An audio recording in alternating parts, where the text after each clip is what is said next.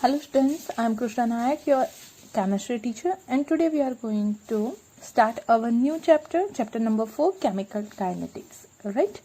Chemical is related with a chemical reaction, right? And kinetics is about the speed, or we can say the movement. Alright? Kinetics is come from the Greek word which means movement. सही है. तो chemical का मतलब होता है chemical reaction के साथ वो रिलेटेड है, और काइनेटिक्स का मतलब है वो उसकी स्पीड के साथ रिलेटेड है. मतलब कि इस चैप्टर में हम क्या करने वाले हैं, तो जो भी केमिकल रिएक्शन कैरीड आउट होती है उसकी स्पीड के बारे में हम बात करना चाहते वाले हैं. सही है. तो ये जो स्पीड है उसे हम क्या बोलते हैं, rate. Means in this chapter we are going to discuss about the rate of the reactions. Alright? Means chemical kinetic is the branch of chemical chemistry deals with the study of rate of reaction, mechanism and factors affecting rate of reaction. Right? In this chapter we are going to discuss the rate of reaction, the factors which are affecting that rate of reaction, and the mechanism of that rate of reaction. How can we calculate the rate of reaction? वो सब यहाँ पे हम क्या करने वाले हैं, study करने वाले हैं. और साथ में हम स्टडी करने वाले हैं 2-3 टाइप की reactions. Right? 0 order reaction, first order reaction and second order reaction. तो ये जो रेट है हमारा, उसके अकॉर्डिंग जो रिएक्शंस है उसे हम 3 टाइप में डिवाइड कर सकते हैं. सही है. Types of reaction on the basis of its rate. First one is very fast reaction. क्या है वेरी फास्ट रिएक्शन?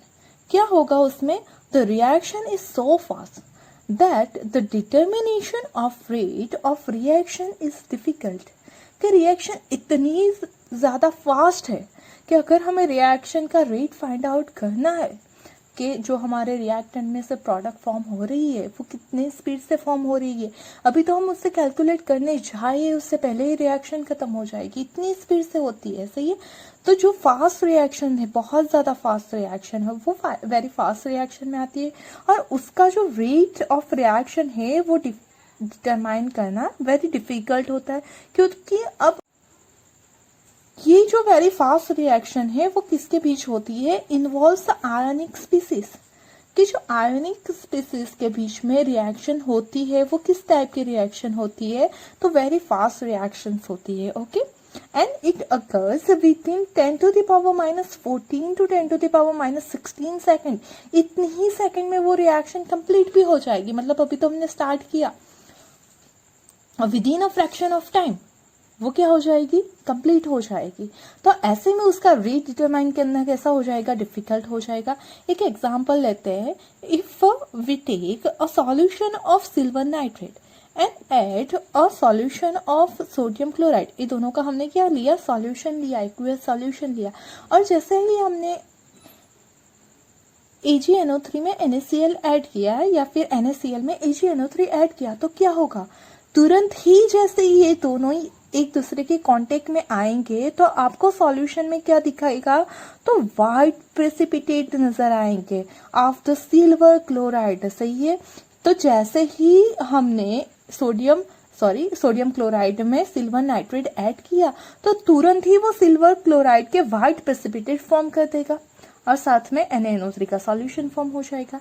अब यहाँ पे अगर आप देखो तो जो AgNO3 है उसमें Ag प्लस प्रेजेंट है और NO3 माइनस प्रेजेंट है. साथ में NaCl की बात करो तो Na प्लस प्रेजेंट है और Cl माइनस प्रेजेंट है. मीन्स कि यहाँ पे 2 कैटाइन हो गए, 2 एनाइन हो गए. मतलब ये दोनों, ये सारे जो है वो क्या है, हमारे आयनिक स्पीसीज है. सही है. क्योंकि वो अपने आयन्स में कन्वर्ट हो रहे हैं, तो आयन के बीच की जो रिएक्शन होती है वो इतनी ज्यादा फास्ट होती है कि जैसे ही वो एक दूसरे के कांटेक्ट में आए तो विद इन अ सेकेंड वो क्या कर देंगे, प्रोडक्ट फॉर्म कर देंगे. तो अगर कोई रिएक्शन इतनी स्पीड से कैरिड आउट हो रही है तो उस रिएक्शन का रेट डिटरमाइन करना पॉसिबल नहीं है. सही है. दूसरी टाइप की रिएक्शन होती है हमारी वेरी स्लो रिएक्शंस. सही है। वेरी स्लो रिएक्शन, बहुत ज़्यादा स्लो है तो भी उसका टाइम डिटर्मिनेशन करना, रेट डिटर्मिनेशन करना क्या हो जाता है, डिफिकल्ट, क्योंकि ये जो रिएक्शन है वो कंप्लीट होने में मंथ भी लगा सकती है, ईयर्स भी लगा सकती है, सही है, बहुत सारे महीनों तक भी चल सकती है, 1-2 साल भी लग सकते हैं या उससे भी ज्यादा टाइम लग सकता है, सही है।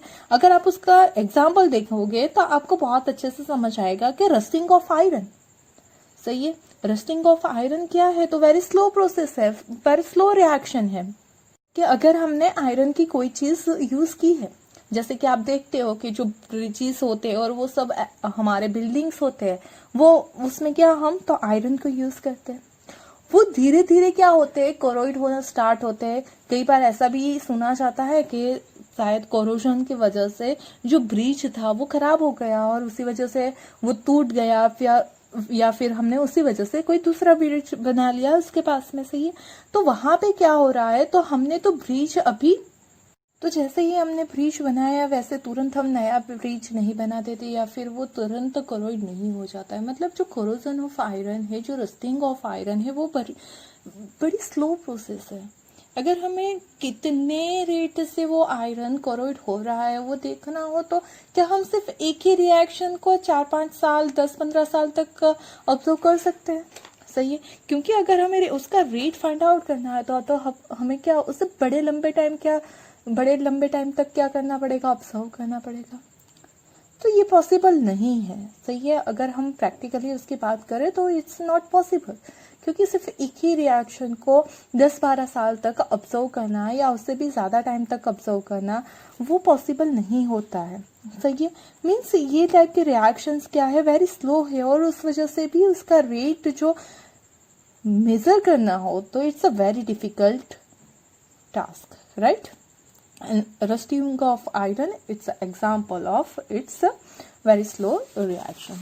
Now our third type of reaction is moderate reaction, right. Third type की रिएक्शन कौन सी है हमारी, मॉडरेट रिएक्शन। मतलब मॉडरेट टाइम पे होती है, हम उसका मॉडरेशन कर सकते हैं, उसको हम ऑब्जर्व कर सकते हैं, सही है। occurs at moderate and measurable rates at room temperature के रूम टेम्परेचर भी वो कैसे मेजरेबल टाइम से उसका हम आसानी से रेट कितने स्पीड से वो कैरिड आउट हो रही है वो बहुत आसानी से मेजर कर सकते हैं। उस टाइप के रिएक्शन को क्या बोलते हैं, मॉडरेट रिएक्शंस।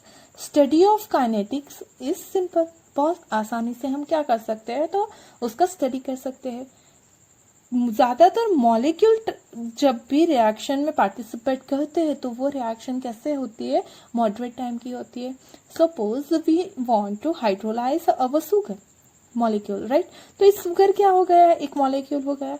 हाइड्रोलिसिस के लिए वाटर यूज किया, वो भी एक मॉलिक्यूल हो गया। और उसमें से जो ये ग्लूकोज और फ्रुक्टोज फॉर्म हो रहे हैं क्या है, हमारा सुक्रोज है, शुगर है, सही है। उसमें से जो ग्लूकोज और फ्रुक्टोज फॉर्म हो रहे हैं वो दोनों भी क्या है, मॉलिक्यूल्स से। तो रिएक्शंस किसके बीच हो रही है, मॉलिक्यूल्स के बीच फॉर्म भी मॉलिक्यूल्स हो रहे हैं। तो ऐसे रिएक्शन क्या है, तो मॉडरेबल रिएक्शन है जिसका हम रेट इजीली फाइंड आउट कर सकते हैं, उसकी मैकेनिज्म हम इजीली देख सकते हैं कि यहाँ पे कैसे रिएक्शन हो रही है, सही है। कैसे कर सकते हैं, तो जब भी हमें किसी भी रिएक्शन को क्या करना है, ऑब्जर्व करना है, तो किसी भी एक रिएक्टेंट का हम क्या यूज कर ले हैं, आइसोटोप यूज कर सकते हैं, सही है। उससे क्या होगा, तो स्टार्टिंग में हमने सपोज जितना भी रिएक्टेंट लिया होगा, सपोज के यहाँ पे हमने हाइड्रोजन की जगह एक ले लिया उसका ड्यूटेरियम, सही है। अगर 100 मॉलिक्यूल हमने ये क्या ले लिया, ड्यूटेरियम ले लिया, सही है। उसका अमाउंट हमें पता है कि हमने कितना ड्यूटेरियम लिया है, तो स्टार्टिंग में हमें वो पता होगा। फिर आफ्टर हम सम टाइम फिर से मेजर कर सकते कि वो जो हमारा रिएक्शन मिक्सचर है उसमें ड्यूटेरियम कितना बच गया है, सही है। क्योंकि वो तो हम आसानी से ट्रैक कर सकते हैं, जो भी हमारे आइसोटॉप्स होते हैं उसे हम आसानी से ट्रैक कर सकते हैं। तो उसी के अकॉर्डिंग हम कोई भी टाइम पे कितना रिएक्टेंट यूज हो गया है या कितनी प्रोडक्ट फॉर्म हो गई है वो फाइंड आउट कर सकते हैं, सही है। और अगर हमें प्रोडक्ट कितनी फॉर्म हुई या रिएक्टेंट कितना यूज हो गया वो पता हो तो हम आसानी से उसका रेट फाइंड आउट कर सकते हैं। सही है। तो जो रेट ऑफ रिएक्शन है वो क्या है उसके बारे में बात करते हैं। Rate of reaction is the speed with which reactants are converted into products and measured in terms of the change in the concentration of either reactants or products per unit time। क्या बोला गया है कि जो ये rate of reaction है वो क्या है, स्पीड है। सही है। किसकी स्पीड है, तो जो रिएक्टेंट हमारा प्रोडक्ट में कन्वर्ट हो रहा है, क्या जो रिएक्टेंट हमारा प्रोडक्ट में कन्वर्ट हो रहा है उसकी स्पीड है कि कितनी स्पीड से हमारा रिएक्टेंट हमारी प्रोडक्ट में कन्वर्ट हो रहा है। सही है। उसी को क्या बोल सकते हैं हम, रेट ऑफ रिएक्शन बोलेंगे। सही है। जो रेट ऑफ रिएक्शन होता है वो कैसे मेजर होता है, तो change in the concentration of either a reactant और प्रोडक्ट। क्योंकि रिएक्शन हो रही है तो दोनों की कॉन्सेंट्रेशन ड्यूरिंग रिएक्शन क्या होती रहेगी, चेंज होती रहेगी। तो वो चेंज इन द कॉन्सेंट्रेशन उसको हम किसके अकॉर्डिंग ले, पर टाइम के अकॉर्डिंग, के सपोज के 10 मिनट में कितनी प्रोडक्ट फॉर्म हो रही है या फिर 10 मिनट में कितना रिएक्टेंट यूज हो रहा है, तो उसके अकॉर्डिंग उसकी कॉन्सेंट्रेशन चेंज होगी। तो उसी का अगर हम रेशियो ले किसका, change in the concentration and time interval, तो जो टर्म हमें मिलती है उसे ही हम क्या बोल सकते हैं, the rate of reaction. Right. Suppose कि हमारे पास एक रिएक्शन है, ए है रिएक्टेंट हमारा, उसमें से फॉर्म हो रहा है बी। ना rate of reaction can be represent as decrease in the concentration of A, क्योंकि ए क्या है हमारा, रिएक्टेंट। अगर वो रिएक्टेंट है तो ड्यूरिंग रिएक्शन क्या होगा, उसका अमाउंट डिक्रीज होगा, उसकी कॉन्सेंट्रेशन डिक्रीज होगी। मतलब रेट ऑफ रिएक्शन अगर हमें मेजर करना हो तो यहाँ पे हम क्या लिख सकते हैं, decrease in the concentration of A and the time interval, कि जो भी हमने टाइम इंटरवल लिया है, सपोज कि स्टार्टिंग में जो था t इक्वल टू 0 थे, तब ए कितना था, 100 मॉलिक्यूल्स थे। सही है। After the 10 minutes we check the अब, तब यहाँ पे क्या हो जाएगा, ए यूज होके हो जाएगा यहाँ पे सपोज के 80 मॉलिक्यूल्स ही बच गए। मतलब कि 20 मॉलिक्यूल्स क्या हुए, तो ड्यूरिंग रिएक्शन यूज हो गए। सही है। मतलब पहले थे 100, उसमें से हो गए 80, तो 20 ड्यूरिंग रिएक्शन यूज हो गए। मतलब कि कॉन्सेंट्रेशन क्या होगी, घटेगी। अगर मॉलिक्यूल्स घटेंगे तो कॉन्सेंट्रेशन भी घटेगी। और अगर हमें इन टर्म्स ऑफ प्रोडक्ट बात करनी हो तो हम ये लिख सकते हैं increase in the concentration of B, क्योंकि स्टार्टिंग में तो बी प्रोड्यूस होगा ही नहीं। जब हमने रिएक्शन स्टार्ट की तब तो हमने किससे रिएक्शन स्टार्ट करवाई, ओनली रिएक्टेंट्स से, प्रोडक्ट तो थी ही नहीं। लेकिन धीरे धीरे क्या होगा, प्रोडक्ट का अमाउंट बढ़ता जाएगा। मतलब अगर रिएक्टेंट के अकॉर्डिंग बात करें तो decrease in the concentration of reactant, and अगर प्रोडक्ट की बात करें तो increase in the concentration of product. Right ना। यहाँ पे हम क्या डिफरेंस ले रहे हैं, तो हम क्या बोल सकते हैं, डेल्टा। सही है।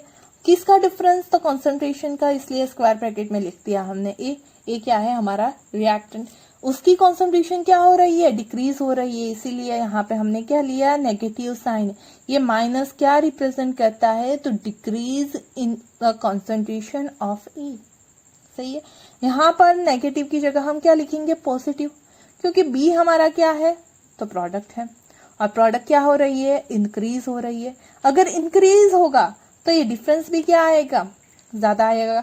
क्योंकि सपोज के ये जो हमारा A1 था A2 है, तो डिफरेंस तो हम कैसे लेंगे, डेल्टा ए, अगर हमें मेजर करना होगा तो हम लेंगे A2 माइनस A1। सही है। तो हो जाएगा 80 माइनस 100, तो आ जाएगा -20। और रेट कभी भी माइनस में नहीं होता है, तो अगर डेल्टा ए माइनस आ रहा है तो हमने माइनस लगा दिया ताकि वो माइनस माइनस क्या हो जाए, प्लस हो जाएगा। और दूसरी चीज, ये माइनस क्या रिप्रेजेंट करता है, तो वो कॉन्सेंट्रेशन डिक्रीज हो रही है रिएक्टेंट की, ऐसा रिप्रेजेंट करता है। और अगर साइन प्लस है, मतलब कि वहां पे वो प्रोडक्ट है और वो क्या हो रहा है, फॉर्म हो रहा है, उसकी कॉन्सेंट्रेशन बढ़ रही है। सही है। तो ये नेगेटिव साइन सिर्फ क्या रिप्रेजेंट करती है, डिक्रीजिंग कॉन्सेंट्रेशन, और ये क्या रिप्रेजेंट करता है, पॉजिटिव इंक्रीजिंग कॉन्सेंट्रेशन, राइट। तो हो जाएगा rate of concentration equal to minus delta of reactant concentration divided by the time interval equal to plus delta of the product concentration divided by delta T, right? Here the negative sign indicates a decreased concentration of reactant and the positive sign indicates increase of the concentration of products, right? तो ये हमारा rate of reaction है। Rate of reaction क्या है? तो कुछ नहीं है, कितनी स्पीड से रिएक्टेंट में से प्रोडक्ट फॉर्म हो रहा है वही फाइंड आउट करना है। वही होता है क्या? Rate of reaction. और कैसे फाइंड आउट करते हैं? तो कॉन्सेंट्रेशन में जो चेंज आएगा वो चेंज डिवाइडेड बाय जो इंटरवल में वो चेंज आ रहा है वो आप कर दोगे तो आपको मिल जाएगा रेट ऑफ रिएक्शन। अगर आप यहाँ पे कॉन्सेंट्रेशन वर्सेस टाइम का ग्राफ प्लॉट करो तो क्या होगा? ड्यूरिंग रिएक्शन रिएक्टेंट की कॉन्सेंट्रेशन क्या हो रही है? बढ़ रही है। तो जैसे तैसे टाइम बढ़ेगा तो ये रिएक्टेंट की कॉन्सेंट्रेशन क्या होगी? डिक्रीज होगी। तो उसका ग्राफ क्या मिलेगा? डाउनवर्ड्स मिलेगा। सही है। जब अगर आप बात करो किसकी? प्रोडक्ट की, तो जैसे जैसे टाइम बढ़ेगा वैसे वैसे कॉन्सेंट्रेशन बढ़ेगी क्योंकि वो फॉर्म हो रहा है। तो उसका जो ग्राफ है वो कैसा आएगा? अपवर्ड्स आएगा। अब यहाँ पे जैसे कि मैंने दिखाया है क्या, तो पहले बहुत ज्यादा डिक्रीज हो रहा है फिर कांस्टेंट जैसा हो रहा है। यहाँ पे भी प्रोडक्ट पहले ज्यादा फॉर्म हो रही है फिर कांस्टेंट जैसा हो रहा है। वो क्यों होता है? तो हमने 11th स्टैंडर्ड में पढ़ा था इक्विलिब्रियम, राइट। तो क्या होता है? After some time reactions become in a equilibrium mode. सही है। रिएक्शन में इक्विलिब्रियम मेंटेन हो जाता है। तब क्या हो जाता है? तो जो प्रोडक्ट होती है कन्वर्ट हो जाती है रिएक्टेंट में और रिएक्टेंट कन्वर्ट होता है प्रोडक्ट में। मतलब जो हमारी रिएक्शन का बैकवर्ड और फॉरवर्ड डायरेक्शन का रेट है वो क्या हो जाएगा? सेम।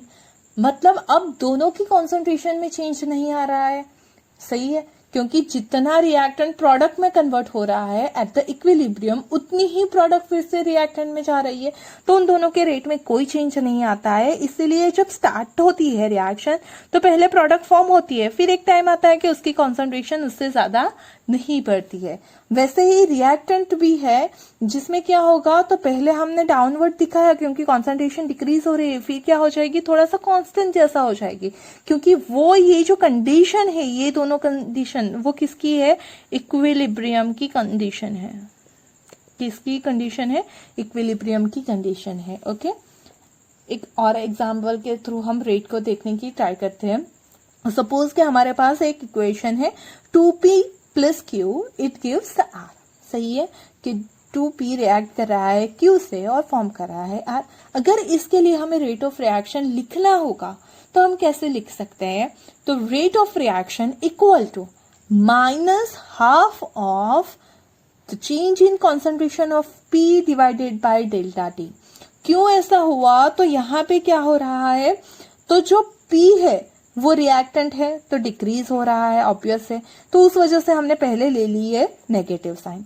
अब आपको क्या करना है? तो यहाँ पे रिएक्टेंट हो या प्रोडक्ट हो कोई भी साइड, लेकिन जो भी कोएफिशिएंट हो उससे आपको क्या करना है? डिवाइड करना है। जो भी यहाँ पे कोएफिशिएंट होगा उससे आपको क्या करना है? डिवाइड करना है। तो रेट यहाँ पे जो अकॉर्डिंग पी की बात करें तो यहाँ पे पी का कोएफिशिएंट क्या है? 2 है। तो यहाँ पे हो जाएगा माइनस हाफ क्योंकि ये रिएक्टेंट है डिक्रीज हो रहा है तो माइनस आ गया। इसका कोएफिशिएंट 2 है तो 1/2 लिख दिया। और change in the concentration of P divided by change in the concentration time interval. Same वो कितना इसके अकॉर्डिंग जो रिएक्शन टाइम आएगा अगर क्यू के अकॉर्डिंग हम मेजर करें वो भी उतना ही होगा क्योंकि जितना पी यूज हो रहा है उसके अकॉर्डिंग ही तो क्यू भी यूज हो रहा है, उसके अकॉर्डिंग ही तो आर भी फॉर्म हो रहा है। सही है। तो अगर आप पी के अकॉर्डिंग रेट फाइंड आउट करो, क्यू के अकॉर्डिंग रेट फाइंड आउट करो या आर के अकॉर्डिंग रेट फाइंड आउट करो, क्या होगा? रिएक्शन का रेट तो सेम ही आएगा। क्यों? क्योंकि जितना पी रिएक्ट करेगा उसके अकॉर्डिंग ही तो क्यू रिएक्ट करेगा और जितने ये दोनों रिएक्ट करते हैं एक दूसरे से उतना ही तो आर फॉर्म होता है। सही है। तो इन तीनों में से आप किसी भी के according rate of reaction find out करो तो वो क्या आता है? सेम। इसीलिए हमने यहाँ पे सबके बीच क्या लिखा है? इक्वल टू कि रेट ऑफ रिएक्शन अगर आप पी के अकॉर्डिंग फाइंड आउट करो वो जितना होगा वो क्यू के अकॉर्डिंग फाइंड आउट करोगे उतना ही आएगा। इसीलिए यहाँ पे इक्वल टू आ गया। प्रोडक्ट के अकॉर्डिंग आप फाइंड आउट करोगे तब भी इतना ही आएगा, तो यहाँ पे भी इक्वल टू। सही है कि तीनों के अकॉर्डिंग आप rate of reaction find out करोगे तो उसकी वैल्यू क्या होगी, सेम ही होगी। और यहाँ पे आपको भूलना नहीं है, जो भी कोएफिशिएंट हो उससे आपको क्या करना है, डिवाइड करना है। अगर रिएक्टेंट है तो उसके साथ आएगी नेगेटिव साइन, क्योंकि वो डिक्रीज होता है ड्यूरिंग रिएक्शन, और जो प्रोडक्ट है उसके साथ होती है पॉजिटिव साइन। वो लिखो या ना लिखो कोई प्रॉब्लम नहीं है, क्योंकि वो इंक्रीज हो रहा है ऐसा इंडिकेट करता है। सही है, तो यहाँ पे rate of reaction equal to -12 of change in the concentration of delta P during the time period equal to minus concentration of delta Q divided by delta T equal to plus delta concentration of R divided by time interval. सही है, तो हम ये कह सकते हैं कि जो रेट ऑफ रिएक्शन है वो क्या है, 1 by coefficient into rate of disappearance of the reactant. क्योंकि वो डिसअपियर हो रहा है, जैसे जैसे रिएक्शन हो रही है वैसे वैसे वो क्या दिखना बंद हो रहा है, डिसअपियर हो रहा है, यूज हो रहा है। तो हम ये कह सकते हैं जब भी रिएक्टेंट की बात हो तो रेट ऑफ डिसअपियरेंस, हम यहाँ पे रेट ऑफ रिएक्शन की जगह ऐसा भी लिख सकते हैं, रेट ऑफ डिसअपियरेंस। सही है, तो यहाँ पे नेगेटिव आ जाएगा। अगर प्रोडक्ट के में बात करें तो वो हो जाएगा rate of appearance of product, क्योंकि वो फॉर्म हो रही है, या तो फिर ऐसा भी लिख सकते हो rate of forming of product. सही है, तो यहाँ पे उसकी कॉन्सेंट्रेशन, यहाँ पे उसका कोएफिशिएंट, तो ये रेट ऑफ रिएक्शन हो गया। सही है, तो डिसअपियर कितना होता है, यहाँ पे अगर rate of disappearance of reaction आपको लिखना हो, रिएक्टेंट लिखना हो, तो क्यू के लिए लिखना होगा तो क्या हो जाएगा, डिसअपियरेंस ऑफ रिएक्शन, तो delta concentration of Q by delta T, इसे क्या बोलते हैं हम, तो rate of disappearance for the Q. अगर हमें पी के बारे में लिखना है तो हो जाएगा rate of disappearance of P, तो delta concentration of P by delta T. सही है, यहाँ पे अगर अपीयरेंस ऑफ आर लिखना है तो delta R bye delta T, वो अपीयरेंस ऑफ प्रोडक्ट हो जाएगा। सही है, और उसके साथ है उसका कोएफिशिएंट, यहाँ पे क्यू के साथ 1 आएगा, पी के साथ आएगा 2। सही है, तो ये हो गया हमारा रेट ऑफ रिएक्शन। अब उसके यूनिट की बात करें तो उसका यूनिट क्या आएगा, तो रेट ऑफ रिएक्शन आपने जैसे कि देखा कि यहाँ पे change in the concentration, rate of reaction equal to change in concentration, right, divided by time। तो जो कॉन्सेंट्रेशन है हम ज्यादातर इसमें मेजर करते हैं मोल पर लीटर में या मोलारिटी में। सही है, मोल पर लीटर बोलो या मोलारिटी। और टाइम वो किस में आ सकता है, या तो सेकंड में, या तो फिर मिनट में, या तो फिर आवर में। सही है, तो हम यहाँ पे ऐसा लिख सकते हैं जो हमारा रेट ऑफ रिएक्शन है उसका यूनिट क्या हो जाएगा, तो उसका यूनिट हो जाएगा मोल पर लीटर इनवर्स पर, यहाँ पे सेकंड ले लिया तो सेकंड इनवर्स, या फिर हो सकता है mole litre inverse minute inverse, या फिर हो सकता है mole litre inverse hour inverse. आप ऐसे भी लिख सकते हो कि mole litre inverse year inverse. सही है, मंथ ईयर कोई भी, आप जिस भी पीरियड में जिस भी टर्म में टाइम को मेजर करें वो यहाँ पे लिख सकते हैं। तो ये हो जाएगा हमारे रेट ऑफ रिएक्शन का यूनिट। सही है, अब हम बात करते हैं types of rate of reaction की। जो हमें रेट फाइंड आउट करते हैं वो कितने तरीके से हम फाइंड आउट कर सकते हैं। तो 2 तरीके से हम रेट को फाइंड आउट कर सकते हैं। पहला होता है हमारा एवरेज रेट ऑफ रिएक्शन। सही है, पहला क्या होता है हमारा एवरेज रेट ऑफ रिएक्शन। तो एवरेज रेट ऑफ रिएक्शन क्या है, change in concentration between 2 given time is divide by time taken for the change with gives the average rate of reaction. क्या बोला गया है कि अगर हम गिवन टाइम इंटरवल के लिए अगर कॉन्सेंट्रेशन का चेंज देखें तो उन दोनों का रेशियो हो जाएगा हमारा एवरेज रेट ऑफ रिएक्शन। सही है, सपोज ये हमारा एक ग्राफ हो गया किसका, कॉन्सेंट्रेशन वर्सेस टाइम का। यहाँ पे हमने ये किसके लिए ग्राफ प्लॉट किया है, तो रिएक्टेंट के लिए, क्योंकि आप देख सकते हो ग्राफ क्या हो रहा है, डिक्रीज हो रहा है। तो यहाँ पे क्या होगा, सपोज के T1 टाइम पे उस रिएक्टेंट की कॉन्सेंट्रेशन कितनी थी, C1 जितनी थी। क्या हुआ, T1 टाइम पे उस रिएक्टेंट की कॉन्सेंट्रेशन C1 जितनी थी। अगर हम T2 टाइम पे उसकी कॉन्सेंट्रेशन देखें तो वो कितनी हो जाएगी, C2 जितनी। सही है, मतलब वो क्या हो रहा है, डिक्रीज होता है। तो अगर हम उस टाइम पीरियड के लिए तो T1 से T2 के लिए अगर हम क्या करें कि कॉन्सेंट्रेशन में चेंज कितना आ रहा है और उस कॉन्सेंट्रेशन का चेंज और इस टाइम का हम रेशियो ले, तो हमें क्या मिलेगा, आर एवरेज, RAVE मतलब rate of reaction, average rate of reaction. सही है, तो यहाँ पे क्या हो जाएगा, हमारा सेकंड टाइम है C2 माइनस C1, सही है, divided by T2 minus T1, तो हो जाएगा delta C bye delta T। यहाँ पे रिएक्टेंट है तो माइनस ले लेंगे। अगर ऐसे ही हमें प्रोडक्ट की बाहर करनी हो तो हम क्या करेंगे, ये ग्राफ हो गया हमारा, ये C हो गया, ये हमारा हो गया टाइम T, स्मॉल t क्योंकि टाइम है, कैपिटल मत लिखना, कैपिटल हम यूज करते हैं टेम्परेचर के लिए। अब यहाँ पे प्रोडक्ट होगी तो प्रोडक्ट क्या करेगी, इंक्रीज होगी। सपोज के कोई T1 टाइम है तब जो प्रोडक्ट होगी तो हम क्या करेंगे, यहाँ से उसे यहाँ तक ले जाएंगे और फिर उसे y पे प्लॉट करेंगे। तो यहाँ पे हमें मिल गया C1। इस टाइम पे अगर हम मेजर करें ये T2 टाइम पे तो क्या हो रही है, हमारी कॉन्सेंट्रेशन इंक्रीज हो रही है। सही, उसके लिए यह हो गया C2। तो यहाँ पे एवरेज रेट ऑफ रिएक्शन क्या हो जाएगा हमारा, delta C by delta T। यहाँ पे पॉजिटिव होगा क्योंकि C2 माइनस C1 करेंगे तो पॉजिटिव वैल्यू आएगी, और रेट कभी भी नेगेटिव नहीं होता है, उसी वजह से यहाँ पे हम माइनस रखते हैं, और ये भी इंडिकेट करता है कि वो डिक्रीज हो रहा है, ये इंक्रीज हो रहा है। सही है, दूसरा जो हम रिप्रेजेंट कर सकते हैं वो है instantaneous rate of reaction. Instantaneous क्या है, तो कोई एक पर्टिकुलर टाइम पे, यहाँ पे हमने क्या किया, तो टाइम का इंटरवल ले लिया कि सपोज हमने 5 मिनट पे पहले मेजर किया था, फिर 15 मिनट पे मेजर करे, तो 10 मिनट के बाद हम क्या करें, कॉन्सेंट्रेशन को मेजर करें। 10 मिनट के बाद हम डिसाइड करें कि हमारा जो रिएक्शन है उसका रेट क्या है।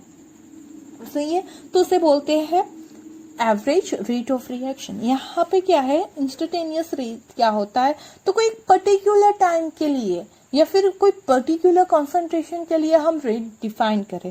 तो ये सपोज के क्या है, slope of the tension drone at the concentration time graph at a particular time will give a instantaneous rate of the reaction.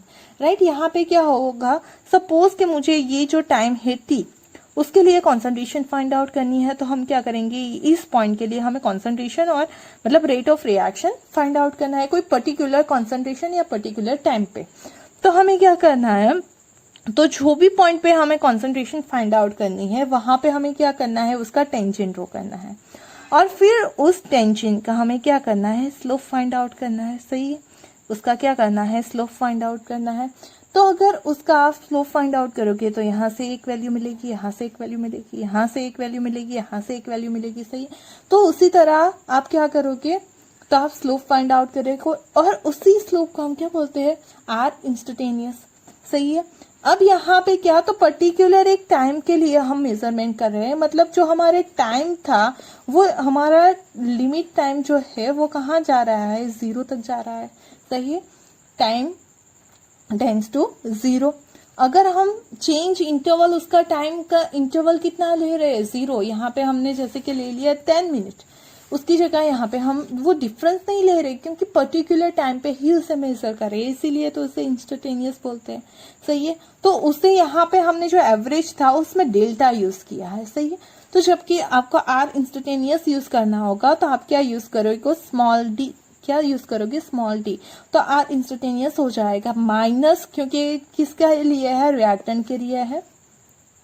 सही है, तो रिएक्टेंट के लिए वो कॉन्सेंट्रेशन डिक्रीज होती है, इसीलिए हमने माइनस लिखा है। तो R instantaneous equal to minus D by D T. सही है, मतलब अगर delta C by delta T लिखा हुआ, मतलब डेल्टा का यूज किया गया है, तो वो आर एवरेज है, क्योंकि वो एक टाइम इंटरवल के लिए हम फाइंड आउट करते हैं।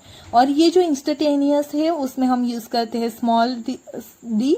सही है, small DC by small dt, क्योंकि वो किसके लिए है, तो पर्टिकुलर कोई एक टाइम या पर्टिकुलर कोई एक कॉन्सेंट्रेशन पे आप क्या कर रहे हो, तो आप उसके लिए रेट फाइंड आउट कर रहे हो।